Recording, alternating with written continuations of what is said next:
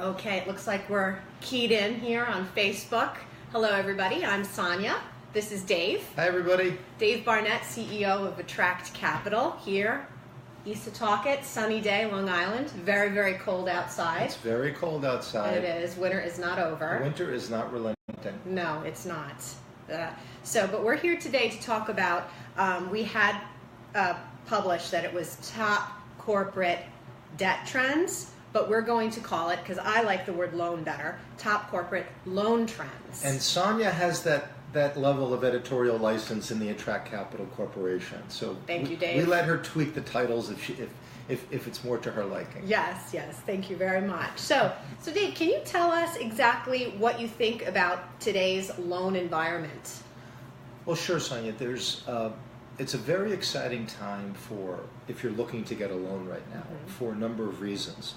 There is a tremendous amount of loan availability out there in the market, and all that availability has created a lot of competition from different types of lenders. It used to be that you had banks and you had mezzanine lenders, and maybe you had one other type of lender, sort of non-bank lenders. They were kind of generally known as. But now you have an emergence of a completely new class of lenders, which is increasing the availability of capital for loans. So there's more competition, there's more loans, and in short, it's a very borrower-friendly environment, Sonia. So there's probably, Attract Capital was started in the year 2000. This is probably the best time to be looking for a loan. And we've seen this through many of our clients and a lot of the deals that we've taken through the system over the past 12 months.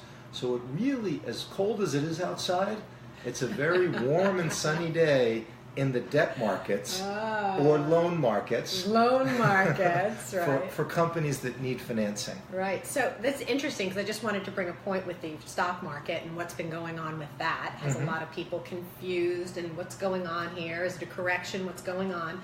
Can you explain how this may or may not be affected by that? It really isn't correlated because this is known as a private market, and it's not correlated with returns. Over long periods of time, it will be correlated with some of the available returns that you can get out of the stock market and out of the bond market. But generally speaking, what we're going to talk about today is bank loans as well as non-bank loans. And within the non-bank loans, you have mezzanine, you have unitranche, and you have these new lenders called private debt funds. And very little of that is affected by any of the volatility that you see in the stock market. In fact, I think the volatility in the stock market helps it, and I think the fact that corporate bond yields are as low as they are has certainly helped some of these lenders raise all the money that they now have to be able to put out in the market.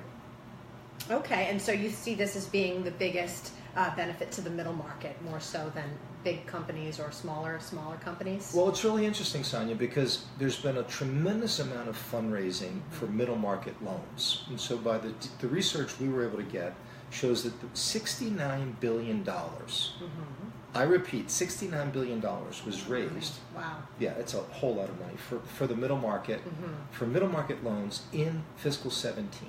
This was up from $60 billion in fiscal 16. So it's like a 15% increase year over year. Right. And all of that is just for the middle market alone. Now, if we go up a few hundred feet on a more macro level, there is private debt funds. And private debt funds are vehicles that have been created by either investment banks, asset management firms, money management firms, to focus on making loans directly to companies or into buyout transactions. And this is a very important development in the world of corporate finance, because private debt funds are relatively new. They first started showing up on the scenes after the Great Recession back in 08 and 09. You had some of them. You had sort of a smattering of them before the Great Recession, but since 2009, private debt funds have really been gaining momentum. They've grown at about 20% per year. Wow. Which is that's a big number. It's a very rapid growth rate, right? Okay. Don't you think? And then just to put some numbers on that, so private debt funds raised $118 billion Wow. last year alone. In 1 year. In 1 year. That's unbelievable. The year before that, Wow. it was about $110 billion. So when you look at all this capital, and these Right. private debt funds, as their name would imply, are funds that are making loans into non-public debt, which can be private companies of any size or private equity-led buyouts. So the research we were able to get for this webinar shows that currently, Sonia, there is $250 billion of dry powder in the private debt market right now that is just sitting there, that has been raised and needs to find a home. So obviously some of that money is going to go into the middle market. So the emergence of these private debt funds Right. is a huge development and is really a systemic shift in terms of how companies will get money into the future. It used to be, if you needed a loan, where would you go? The bank. Right. You would Or go to family. You go to the Or bank. friends. You go to your rich uncle. You go to your rich Yes, aunt. You go to your. that's You right. pass the hat around with family and friends. But now you have these private debt funds, and interestingly, Right. because some of the funds, like Goldman Sachs has a fund, Morgan Stanley has a fund, you would think that they would only look at big deals. Well, we had an $8 million deal in the fourth quarter of 2017. Morgan Stanley had interest in it. Okay, so they're looking at companies that are. You would not think that these big private debt funds would be interested at loan sizes of $5 to $10 million, but for the right deal, they will. So I think you have this tremendous capital availability, which is driven in part by these private debt funds, which is creating different types of lenders, all of whom have a different way of looking at a situation, looking Right. at the risk and pricing that risk. So it creates a lot of options for companies that need financing. Yeah, it was a great opportunity to shop around and find the best fit for you. Absolutely, and that's a really good point, Sonia, because a lot of times you have some of these funds might look at a deal and might look at it just sort of they're originating a piece of paper and they're putting money out at LIBOR plus 500 or LIBOR plus 600, and it's very much a kind of a Wall Street approach to your loan. And that may not be the best fit from a chemistry standpoint with what you're looking for in a lender. You may prefer a more traditional approach, which may be an approach that you can find at a bank or approach that you can find at a mezzanine lender. So there's different loans available from different types of lenders, but those lenders have different styles and they have different personalities, and they're all going to come at it in a different way. And it's really important, just because there's so much money out there, it doesn't make a company's job easier. Right. It gives you more Right. options, Right. but it almost makes it harder in terms of picking the best fit. Right. Because what companies have to be is you have to be discerning about what you really need out of your lender. If you just need money and you're looking for the lowest price money, then that'll be pretty easy to identify. But if you're looking for something more than just money, if you're looking for somebody who can help you into the future and somebody that will maybe be able to give you some more flexibility than you can get through somebody who's going to give you the lowest price, then you really need to work that relationship and select the right lender. Yeah, and it all comes into as well what your short, mid, and long-term goals are for your company and for the money that you're borrowing, which is something that we discuss on a lot of other webinars that we've done. Absolutely, Sonia. I think so much of it is if people are looking for the cheapest price, Right. they tend to have more of a commodity view, and that's a view that is really more of a short-term type view, where it's just like we've got a discrete need, we need to fill the need, and then we need to move on. But if you're looking mid and long term, and if you're approaching it like this lender is going to be an important part of my business because I can start at this size loan and I want to scale it to that size loan, then you really want to take your time and make sure that you're getting the right one. Right. So I have a question for you. Sure. 3 vocabulary words: multiples, pricing, and covenants. Okay, so what's happening now is because, as I said, this is a very borrower-friendly environment. So what that means is you're going to get more lenders proposing on your loan, but you're also going to get better pricing. So pricing, because of this crush of capital that's come into the market, and with competition, spreads have come down. So they probably come down 100, 150 basis points across the different segments of the market. So you're getting better pricing, okay? You are also getting slightly higher leverage multiple. So leverage multiple means how much money do you need divided by what your EBITDA is. So if you have a $10 million loan that you need and you have $2 million in EBITDA, it's a 5 times multiple. Multiples across the middle market right now, Sonia, are right around 5.3, 5.4 times. I don't think they're going to go up that much. They've gone up about 10% from the end of 2016. But I think going forward, because interest rates have been going up, and because of the changes that we talked about in our last webinar in tax reform, I don't think that there's a whole lot of room for them to go up another 10% or another 15% even. So I think, so the pricing has come down, leverage multiples are up, and then covenants. It's a very interesting subject. Covenants are mechanisms that all lenders have in their loan documents to protect their interests and to gauge the financial health of the company relative to their budget. Is it the fine print, Dave? It is the fine print. Generally, always read the fine print. It's the fine print. The sub print. Within the fine print. Within the fine print, right. But with covenants, obviously for a borrower, the less covenants means, or the lower the covenant levels, the less accountable you are held for your performance. So the lower the covenants, the better it is for the borrower. The higher the covenants, the better it is for the lender. So there's always this kind of this back and forth tug of war. And what's happening is a lot of they're called Cov-Lite loans. Kind of like, Diet Bud Coke. Light. Right, exactly. Bud Light, Cov-Lite. So Cov-Lite loans. So Cov-Lite loans originated with bigger loans where they were able to negotiate a lot of things out of the covenants, so they didn't have to, so they weren't held accountable. And what's happened is a lot of those Cov-Lite loans have sort of come down into the middle market sector.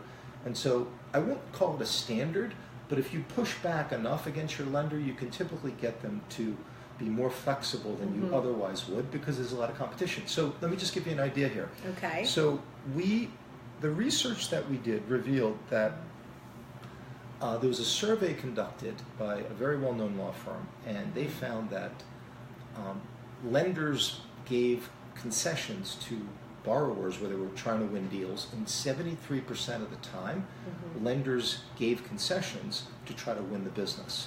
So everybody's being more flexible, everybody wants to put money out, and why is that? Because there's only so many good loans out there, there's only so many good companies out there, and there's, at least in the middle market, there's $250 billion of private debt dry powder.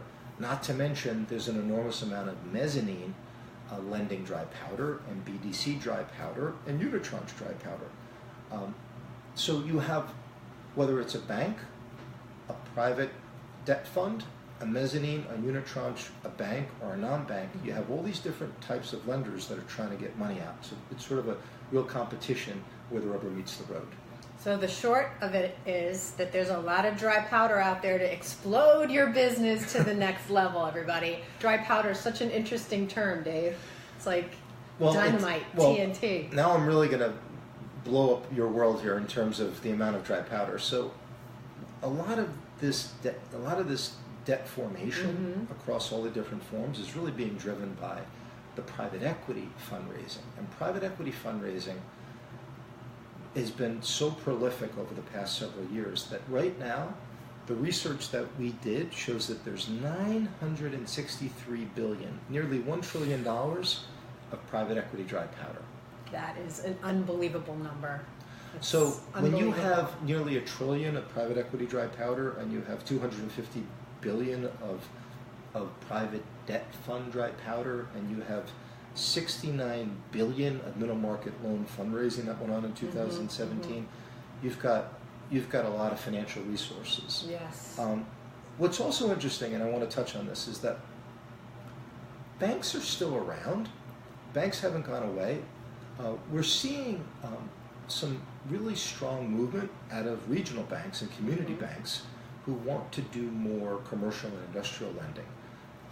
And they're being aggressive. They actually can do cash flow loans, and they can do them with good structures, with relatively long maturities at low rates.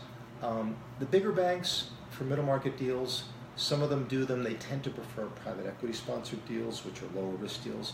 But we've actually done non-sponsored deals with a number of community banks and regional banks, and they've been very good to work with, and they seem to be very aggressive. So I think what's happening in the banking industry is that the banks have been beaten up by the regulators for so long over their regulatory capital and their risk ratings that they've kind of retreated, but they are coming back selectively. So I wouldn't count the banks out, but in terms of the long-term trend, the systemic change in the market, banks are going to be doing less direct lending, and they're going to be doing more asset-based lending, and the private debt funds are going to be doing the heavy lifting with the direct lending.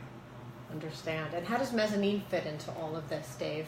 Well, mezzanine is sort of like, they're kind of it's Old Faithful. It's been around for 30 years. It's been around, it's been in sort of a more progressive form over the last 15 or 20 years. And they kind of keep going along. They raise more funds. There's been more fundraising. They have to live within certain structures, so they can't be as aggressive as some of the private debt funds can be, but it's still very reliable. It's still a very good option for companies that want loans. What we say about private equity is that mezzanine debt is best thought of as cheap equity. So mezzanine debt is a great way to replace equity in a transaction, and mezzanine debt is a great way to get that hard to raise capital that will make a really big difference. If you can only get 80% of the money that you need from a bank and you need that extra 20%, it's that extra 20% that is really going to drive your business. Right. So the mezzanine lender will give you that extra 20%, and they'll give you even more money down the road. So we're big advocates of mezzanine lenders. We always have been. My background is in the mezzanine lending space. They're very traditional. They're very relationship-based, and there's a lot of value in dealing with a mezzanine lender, but they don't have the sex appeal that some of these other funds have. But it's nice to have these other funds, because what happens is when you have all these different lenders coming in, as the lending tree commercial says, when lenders compete, you win. Right. So the borrower wins. Right. It's a much more friendly environment. You get better pricing, better terms, and I think it's going to stay that way. I think 2018, it's going to be a strong year. Confidence is up. Everybody's expecting there to be more M&A activity this year. Right. So some of the research we did showed that there's 80% of the people that were polled, CEOs that were polled in a survey, felt that there was going to be more M&A activity this year than there was last year. That's up from 70% last year. Wow. That's amazing. And then if you look at business confidence, small business confidence, and we've been tracking that in our newsletter, it hit an all-time high in the month of January. I think that the confidence index was like 107.5, which is the highest reading it's ever had in the last 45 years since they've been putting this.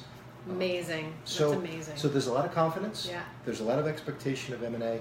And there's a whole lot of capital out there and a lot of dry powder. That's great. Thanks so much, Dave. If anybody has any questions about mezzanine, Dave has a lot of wonderful articles on his website at www.attractcapital.com. You can sign up for his monthly newsletter, which is very short and very, very informative, and kind of keeps you abreast of all trends. Well, thank you, Sonia. Well, you're welcome. So what do you think about the mezzanine market for 2018? Oh, I'm optimistic.